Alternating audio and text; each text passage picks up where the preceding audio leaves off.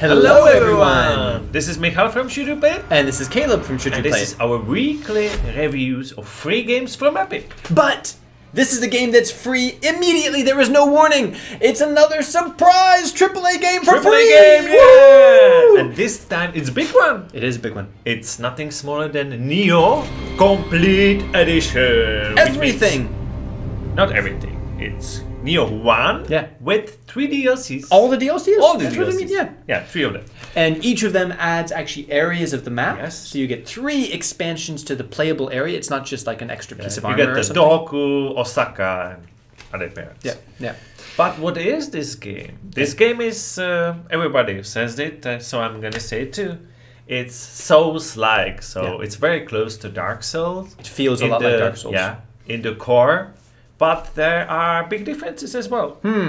Convince me, because this game is divided more into missions, and there's more of a story that you can follow. Because you are a foreigner and you're coming to, after tutorial, you're going to come to a Japanese island. And you're going to explore a lot of different maps. And they are very different visually, and there's a lot of enemies, there's a lot of bosses.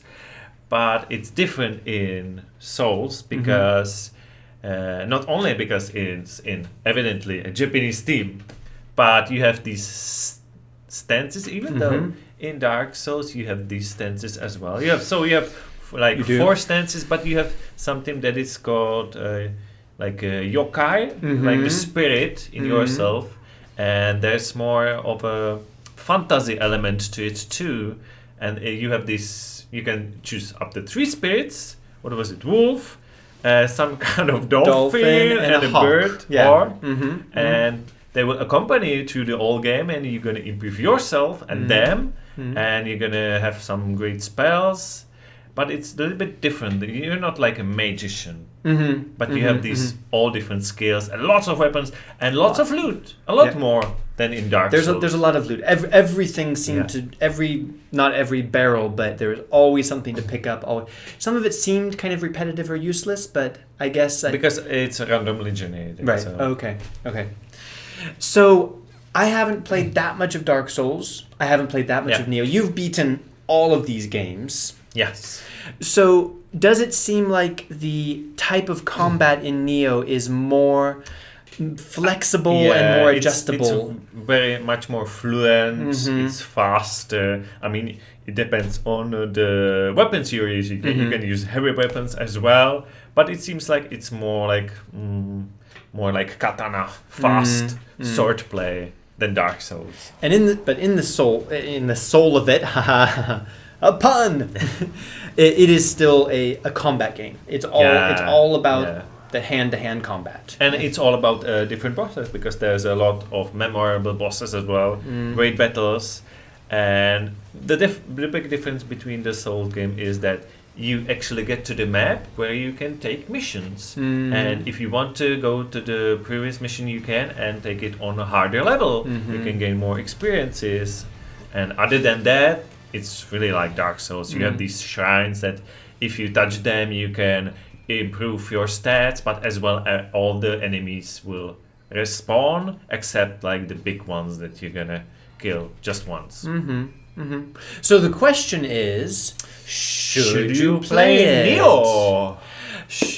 Can I go first? Because I think I'll be quite short. You're the expert on this genre and these types of games. So your opinion as not a Dark Souls fan?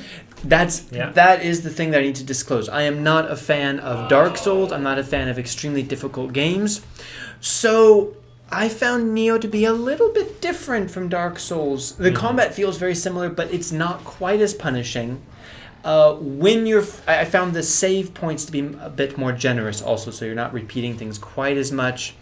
And it's easier than to just kind of like run through the parts that you already did, even if you have to kill the same enemies again. So, also, I'm a big fan of medieval Japan, of feudal Japan, so that helps. Yeah. And overall, I like this. I can see myself playing a lot more of it. Yeah. It's challenging, but it's not punishing, I would say. But would you recommend it to people who doesn't like Dark Souls? I mean, I don't like Dark Souls. Yeah. I don't like the original Dark Souls games. Yeah. So, in fact, yes, if you keep Okay. hearing about the Souls genre, but you've kind of tried Dark Souls and bounced off of it, this is still worth trying to see if it's kind of a compromise between challenging but not like pull your hair out impossible. You didn't get that far. No. But yeah. No. I'm sure it gets more challenging, but I had the feeling more that it was based on some degree of skill and that I could quickly get better. Also, I haven't played that much of Dark Souls, but I had the impression right in the beginning, like, you're screwed in Dark Souls. So I'm gonna say yes. Okay.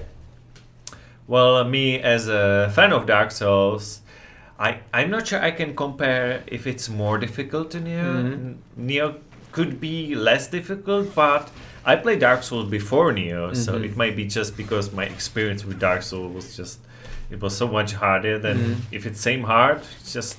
So I'm not sure about the difficulty because, and at the beginning, I would say the tutorial looks a lot different than the actual game. Yeah, because the tutorial, you're in the castle, it looks just like Dark Souls. Starts like Dark Souls. But once you get to the Japan, to the islands, then it's a lot more fun. And suddenly it feels more action and more like faster paced Dark Souls. And since I'm a fan of Dark Souls, yes, I have to say yes. Because as you, I like feudal Japan as well.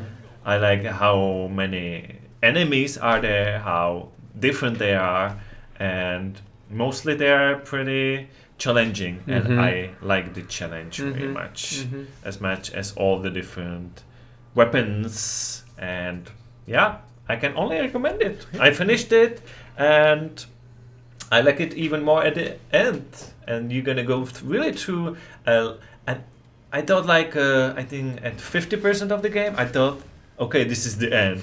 It was really long, now it's end. And it continue on and on and on, and there was so many bosses I finished, yeah. Definitely is for me.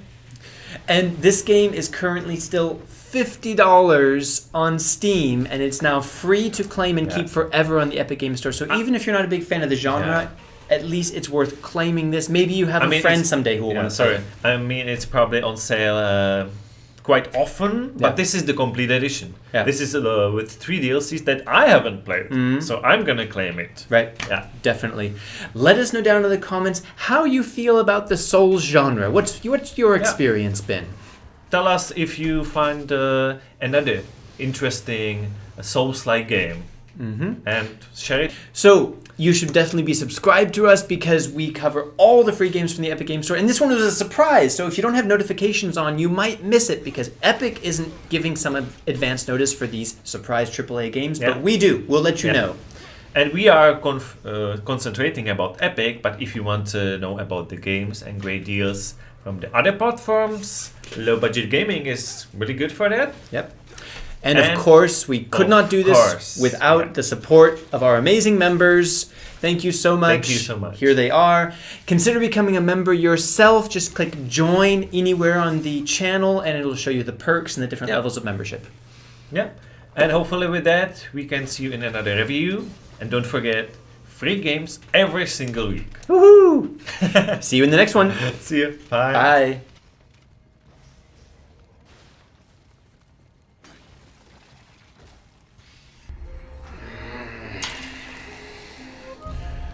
I am the master of Japanese combat. And I have finished Nioh 1. And I have made a big mistake. You did. Ah!